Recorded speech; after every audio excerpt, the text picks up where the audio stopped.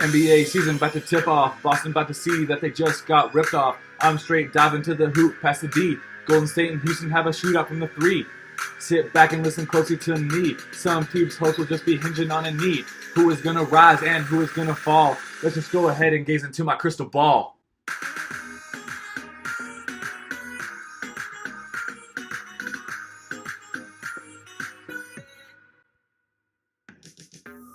What's up, y'all? It is tip-off week in the NBA. Starting tonight is the NBA season. This is episode 2 of Ball Don't Lie. Last week, I said some good things and I also said some really bad things. I had some times where I was very wrong and times where I was very right about college football and NFL, all that good stuff. But I don't even care about any of that this week. It's all going to be about basketball, about the NBA. So tonight we got a couple matchups that are going to be great matchups for opening night. It starts off with Cleveland and Boston. Going to be very interesting because Cleveland and Boston just had, as you guys know, a blockbuster trade. It's very interesting that they're the opening matchup with Kyrie versus LeBron. There's going to be a little bit of beef there.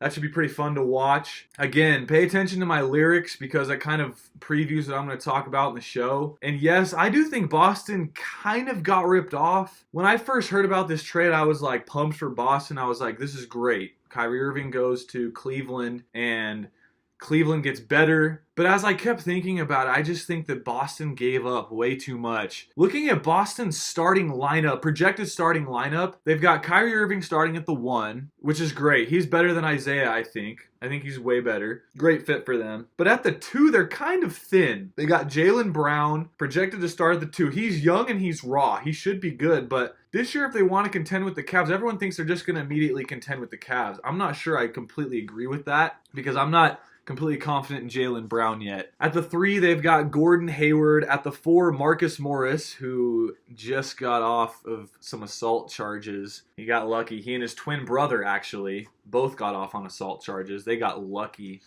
And that actually helps Boston because Morris is a good player. Marcus Morris is good. He came over a Boston-Detroit trade where Boston sent Avery Bradley over to Detroit, which is a big loss for them because he's a great two-way player. Then at the 5, they've got Al Horford, who I wouldn't even call a 5. He's more like a stretch 4. He can shoot, but he's not really a beef-it-up inside guy, which I think Boston really needs. Backing him up is a dude that's a great guy to come off the bench and give energy, maybe play some defense inside and Aaron Baines. But then after that, I see Marcus Smart as a good backup, who I would have started over Isaiah if I was Boston last year. I just think he's a better starter player. And then Jason Tatum as a rookie. But other than that, Boston is not deep. I think they're going to struggle a little bit just because of their depth. I think Kyrie, Gordon Hayward, and Horford will pretty much carry them and they'll be fine as far as making the playoffs. But I honestly have Boston at like a 3. I just think Washington's better than them. I know Washington's not quite as deep either, but I like Washington a little bit better than Boston. And then Cleveland, of course, is still stacked. My goodness, they're still really good. And just looking at their roster up and down, I don't see any team in the East that can beat them, especially looking at their depth chart. Right now, they've got Derrick Rose starting at the 1, who I personally think should start the entire season. Bring Isaiah off the bench, let him score 15, 20 a night off the bench. Dwayne Wade's getting the starting job over J.R. Smith. J.R.'s not too happy about that. But I think that's smart because J.R. can come off the bench, knock down some threes, give him a spark. At the 3, of course, they're going to start C.D. Osman over LeBron James because LeBron James isn't very good. No, LeBron James obviously is going to start the 3. Then they've got Jay Crowder projected to start the 4, who I think is an underrated pickup for the Cavs. I think he's phenomenal, great defender. He's going to bring them a lot of toughness. And then at the 5, Kevin Love shooting some triples. Again, not a big inside guy. The game just seems to keep moving towards stretch 5s, but I think a championship team needs a center who can play defense and pound inside. I don't like Zaza Pachulia for Golden State, but he does some dirty work inside. Just what they need. So other than that, Cleveland's deep. Jeff Green, he is athletic as heck. He can jump out the gym. He's going to be good for them running the ball up and down the court. Channing Frye can shoot some threes. Tristan Thompson's going to bring great energy off the bench. Get some boards. Probably post a double-double off the bench. Kyle Korver, of course, shooting threes. Iman Shumpert bringing that, X factor, that defense, some scoring. They're a little thin at point guard right now because Jose Calderon had a terrible preseason, and I don't think he's very good. But once they get Isaiah Thomas back, I think they should bring Isaiah Thomas off the bench, but that's just me. Continuing to look at tonight's games, Golden State and Houston.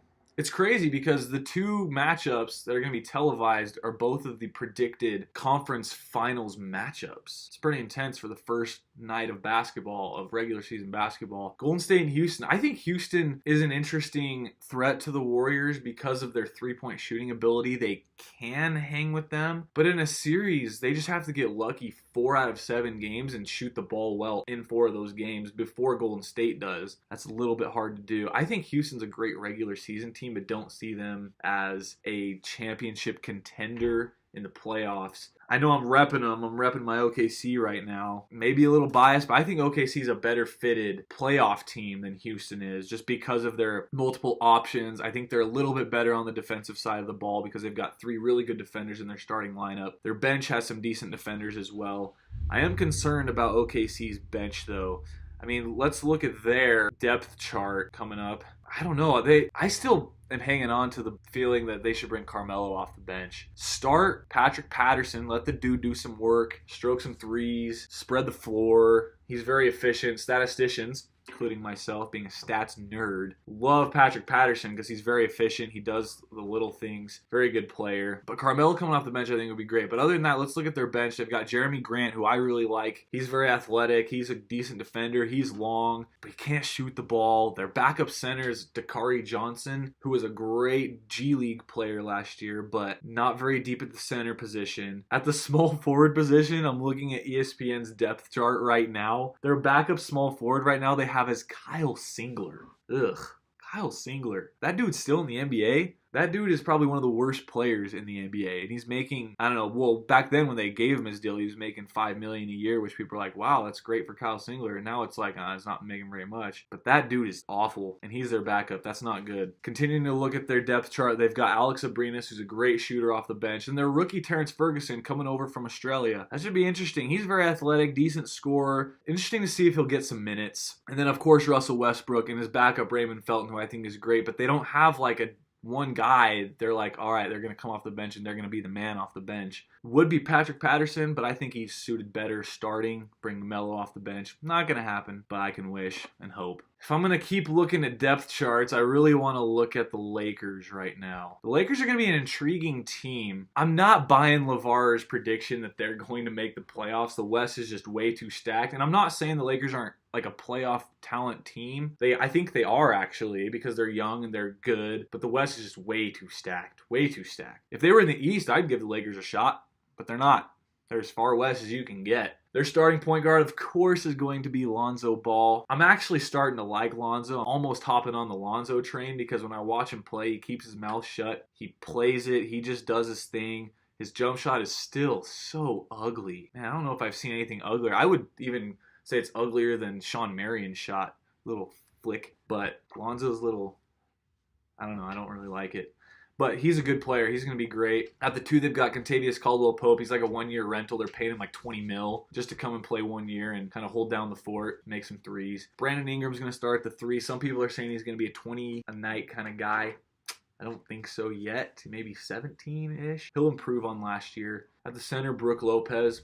Great pickup for LA. He is so good at the center position, one of the best big men in the league. He's now can stretch the floor, which is huge. I mean, not only can he play inside, but he can stretch the floor. So that's going to be big for them. They've got a young guy, Zubac. He's pretty good coming off the bench. And they've got Thomas Bryant, brings energy, and Andrew Bogut, if he can stay healthy, might make an impact. Now the question is, at the power forward position, who's going to start this year? They've got 3 guys legitimately that could start. Julius Randle, Larry Nance, and Kyle Kuzma. That dude came out of nowhere. I mean, the Lakers really got a steal. They got him, 27th in the draft. He's a really good player. He showed great signs in the preseason. My only concern is it was preseason. I mean, Kuzma showed some great stuff, but he's going to struggle to get minutes, I think, and I don't know if he's going to do quite as well playing against starter quality guys all season long. I think he'll have his flashes, but I think he's great. I'm not completely sold on him yet until I see him in the regular season. Larry Nance, I would bring him off the bench because he's energy. Some people are saying they should start Larry Nance. I totally disagree with that. Julius Randle is like one of the dudes that could post triple doubles every night. He sometimes runs the point almost, bringing the ball up the floor, initiating the offense. He gets to the rim, scores double-digit points, gets double-digit rebounds. He's very athletic. I really like Julius Randle. He's got to improve that jump shot though if he really wants to be unguardable, which he says he's been working on it and he's getting a lot better. Didn't really see that in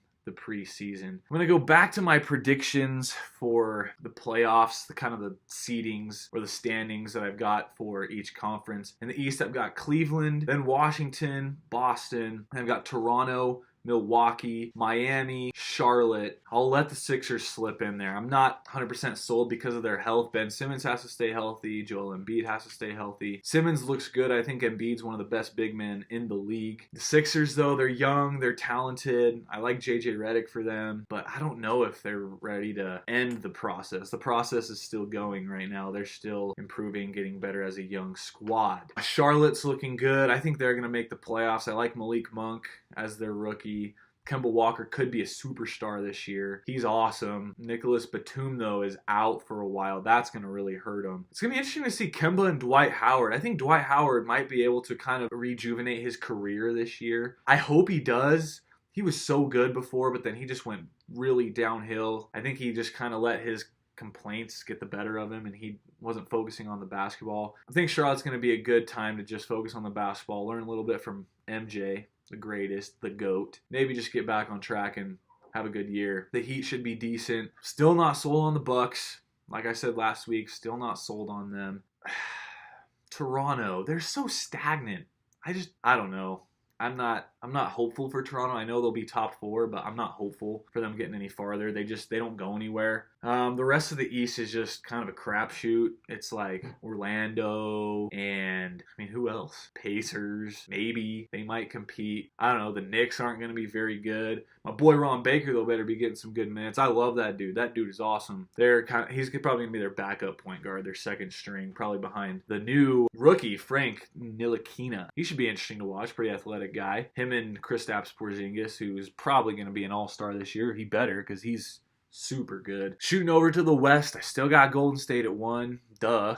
I mean, who wouldn't pick them at number 1? Russell Westbrook probably wouldn't pick them at number 1. Russell Westbrook would probably put him even before the Warriors, even if they were number 1. He'd say we're number 0 or something because he's number 0. I don't know. Russell Westbrook has this ego. It's pretty awesome. At number 2, I do have Houston, regular season-wise, standings-wise. I have Houston. Third, I'm still flip-flopping between San Antonio and OKC. I hope OKC gets the third because I think they can beat Houston this year in the playoffs. San Antonio, though, I don't know. Greg Popovich obviously always wins and gets to the playoffs and does really well. Rudy Gay coming off the bench for them is huge. I think he's going to be so good off the bench. I think that's what Rudy's needed his whole career, is just to be a sixth man, not have any pressure on him, just go out and score the basketball. He's just got to stay healthy. But Spurs will be fine. Kawhi's missing their opener. That's kind of a bummer, but I think the Spurs will be okay. At number 5, Minnesota's up there, probably Minnesota. I don't know. I gotta wait again. I mean, there's been lots of years where people hype up Minnesota like they're gonna be so good, and then they just fail because of injury or just because they don't live up to the hype. They should live up to the hype this year. Andrew Wiggins just got a big extension. Oh, speaking of extensions, I got to go back to one of the dumbest moves of the offseason, I think, just happened yesterday. LaMarcus Aldridge signed a 3-year, $73 million extension with San Antonio. What are you doing, R.C. Buford? What are you doing? Popovich, why'd you let him do that? Aldridge is not good for San Antonio. He is just a ball stopper. He's not the right guy for them. He needs to go somewhere like Phoenix, who needs a guy like that. Ugh. Dang it, San Antonio. I'm very disappointed. Thought you were better than that. Back to the West. I think the Nuggets are going to be 6. A lot of people are comparing the Nuggets to the Warriors in the sense they're probably going to make the playoffs as like a 6 seed, losing the first round, but show some signs. They're young, they're good, talented. Got a good big man in Jokic. They got some decent talent in Gary Harris, who's a shooter. They're comparing him to like Klay Thompson or Stephen Curry and kind of that mold. Paul Millsap is kind of their scorer. I don't know.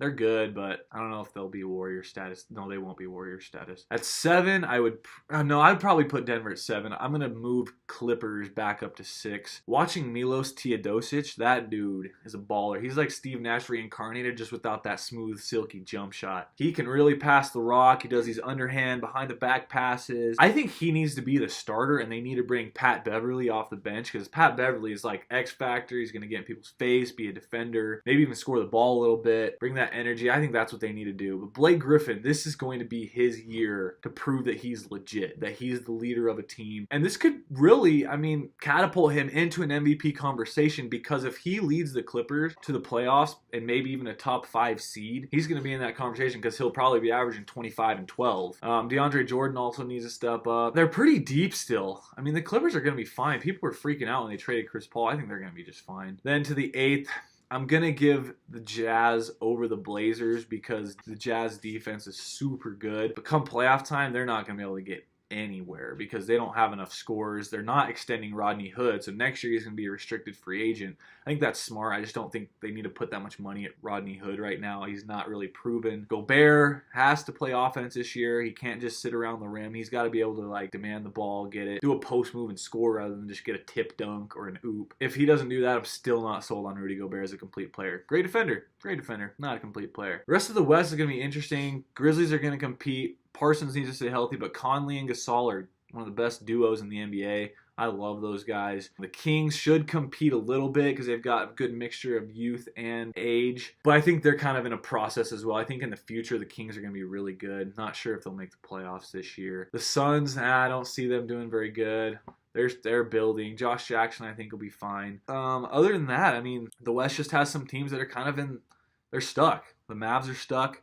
The Pelicans are stuck. The Pelicans have 2 of the best big men in the league in Anthony Davis and DeMarcus Cousins. They've got Rajon Rondo running the point. They're going to have Drew Holiday running the 2, which I think is great. But their third man is just as good as a trash can. They could just put a trash can out there on the court and it'd be just as good because they have no wings. Their wings are non-existent. I don't even know what they're going to do. That's why they're not going to make the playoffs because they don't have a wing.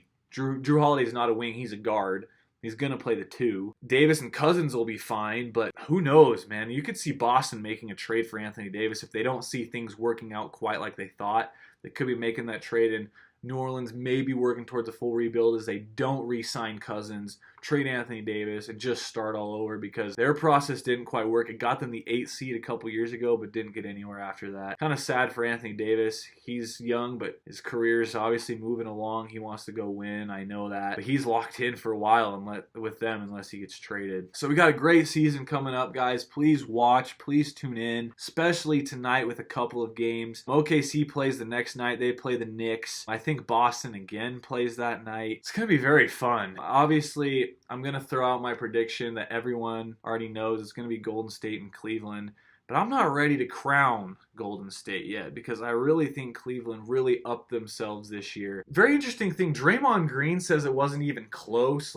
They destroyed the Cavs and he was mad that they didn't sweep them. They won 4-1, but if you look at those games and you look at game 3 where Durant hit that pull-up 3 to win it, let's say Durant doesn't hit that shot, or let's say Kyle Korver does hit his, it's 2-2. The series is 2-2, and then who knows what happens from there. I think the Cavs this year got even better. I think LeBron's going to enjoy great success this year, possibly win MVP. I'm going to give the MVP to Kawhi Leonard this year. I think this is his year. He's going to lead the Spurs. He's going to probably score 26, 27 a night and obviously be the probably defensive player of the year candidate along with Draymond Green. He needs to stay healthy, but I'm really impressed with Golden State and Cleveland's off seasons. They both got better, so I think they just kept themselves in the league above everyone else. We should be looking at, what is it? What's after the 3-quel? The 4-quel? I don't even know if that's a word. Probably not. I don't even know what I'm saying. It's the 4th episode number 4. Hopefully it's A New Hope, if I'm going to make a Star Wars reference, and someone can beat Golden State. Hopefully. But still predicting Golden State, but I think Cleveland could take them to 7, maybe win it, but it's going to be tough.